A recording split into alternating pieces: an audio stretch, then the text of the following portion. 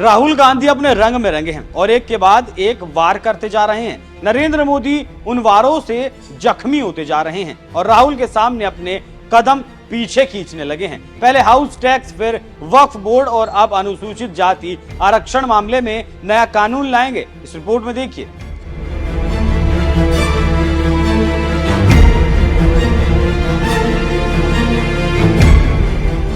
हफ्ता नहीं बीतता कि कोई ना कोई खबर आ जाती है कि राहुल गांधी से डरकर नरेंद्र मोदी ने ये वाला बिल वापस ले लिया। जैसे बजट में हाउस टैक्स को लेकर राहुल गांधी ने जोरदार हमला बोला था, सरकार ने हाउस टैक्स वापस ले लिया। दूसरे हफ्ते में वक्फ बोर्ड बिल नरेंद्र मोदी सरकार लेकर आई, फिर अचानक नरेंद्र मोदी को अपने कदम वापस लेने पड़े और वक्फ बोर्ड बिल जेपीसी को भेज दिया गया। और अब मामला अनुसूचित जाति आरक्षण का था, जिसमें सुप्रीम कोर्ट ने क्रीमी लेयर को लेकर अपना फैसला 7-1 से सुनाया था, जिसको लेकर दलित संगठन और दलितों की राजनीति करने वाली पार्टियां विरोध में उतर आई थी। सोशल मीडिया रंगा पड़ा है। ऐसे में बीजेपी को डर सताने लगा कि कहीं दलित वोट बैंक खिसक न जाए, और अगर खिसक गया तो बीजेपी का फिर क्या होगा। ऐसे में 2024 की हार को देखकर नरेंद्र मोदी ने पार्टी के दलित सांसदों से मुलाकात की और देश के दलितों को यह संदेश देने की कवायद शुरू कर दी कि हम आरक्षण के विरोधी नहीं हैं, हम आरक्षण वापस लाकर देंगे। जी हां,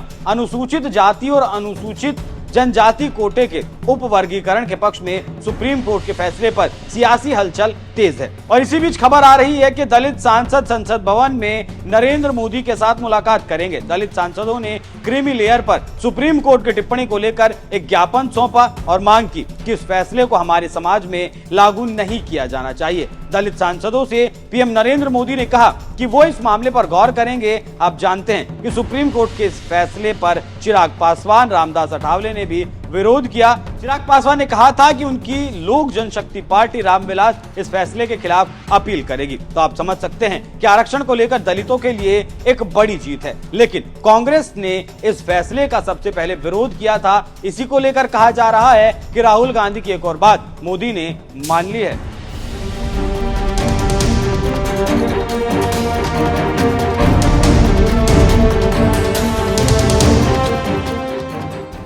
अब जानते हैं कि संवैधानिक पीठ ने क्रीमी आरक्षण को लेकर 1 अगस्त को अपना फैसला सुनाया था, जिसमें कहा गया था कि राज्यों के पास अनुसूचित जातियों के भीतर उपवर्गीकरण करने का संवैधानिक अधिकार है, ताकि उन जातियों को आरक्षण दिया जा सके जो सामाजिक और शैक्षणिक रूप से अधिक ज्यादा पिछड़ी हुई हैं। इस दौरान सुप्रीम कोर्ट ने साफ किया था कि राज्यों को पिछड़ेपन और सरकारी नौकरियों में प्रतिनिधित्व के मात्रात्मक और प्रदर्शन योग्य आंकड़ों के आधार पर उपवर्गीकरण करना होगा, न कि मर्जी और राजनीतिक लाभ के आधार पर। बस इसी बात से देश का दलित समाज नाखुश था और इसके लिए नरेंद्र मोदी बीजेपी और आरएसएस को दोषी मान रहा था। उनका कहना था कि कई बार आरक्षण को लेकर आरएसएस का विचार ठीक नहीं रहा। ऐसे में सुप्रीम कोर्ट के फैसले में कहीं ना कहीं सरकार की मंशा जरूर हो सकती है और सरकार चाहती है कि आरक्षण खत्म हो जाए। बस क्या था, दलित समाज अपने आप को अलग थलग महसूस करने लगा। इसकी बानगी लोकसभा में भी दिखी, जब नगीना के सांसद चंद्रशेखर ने इसका कड़ा विरोध किया और इसे